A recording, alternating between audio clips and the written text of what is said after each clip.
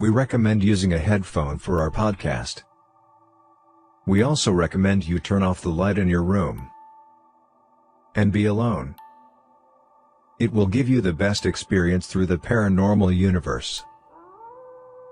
Borley Rectory, was it the most haunted house in England? Maybe. However, in recent years, a cloud of doubt has arisen over the validity of several of the bizarre claims. The house was burned to the ground in 1939, but people still report several ghostly occurrences. Many people also claim that the house is the most haunted in the world. It's up to you to decide. Borley Rectory was first built back in 1863, on the site of an old monastery.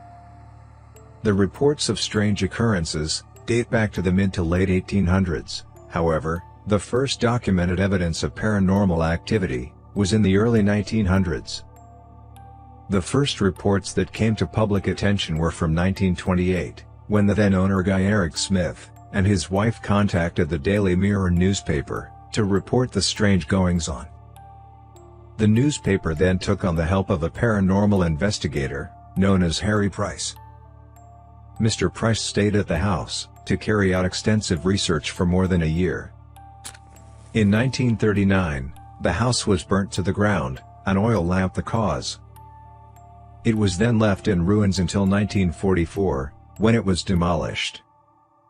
For a house labeled as the most haunted house in England, it's little wonder there's no shortage of ghostly experiences. One of the earliest sightings and perhaps most famous is that of a nun. This may seem strange, given that there used to be a monastery on the site. One would expect a monk rather than a nun. According to local folklore, a nun from a nearby nunnery fell in love with a monk from the monastery, and the pair attempted to elope together. They were found and sentenced to death.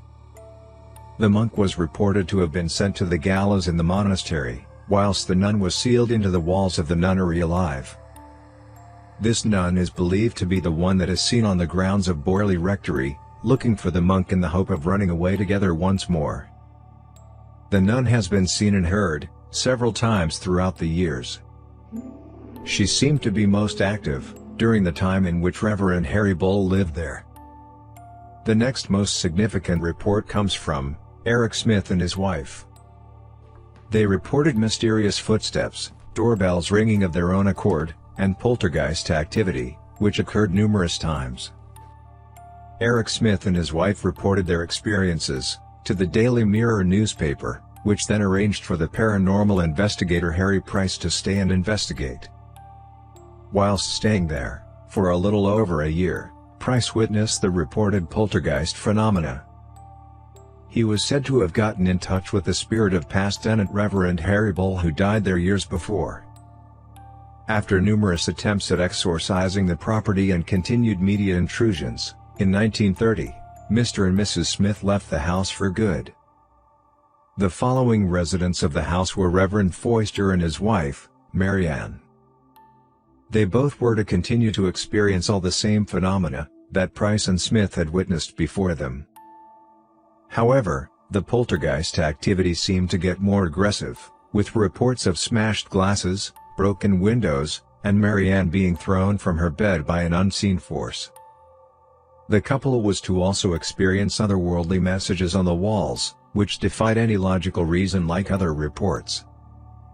After 5 years of what must have been very frightening indeed, the Foisters left the house, leaving Price to move in and continue his study without interference. However, during his stay, he and his team of researchers were left relatively disappointed, as they witnessed very little compared to what had been seen before. A complete account of what Price experienced was published in the book The Most Haunted House in England. Even after the house was burned to the ground, reports continued to emerge. The most recent reports occurred in the parish church. Mr. Price died in 1948, and since then, many skeptics have dissected his work, explaining all sound phenomena and other phenomena as misinterpreted natural occurrences. Believe what you will, but all reports stretching over 100 years seem to cement its place as one of the most haunted houses in Britain, and maybe even the world. Thank you for watching. We upload new episodes every other day. Subscribe to join the haunted journey.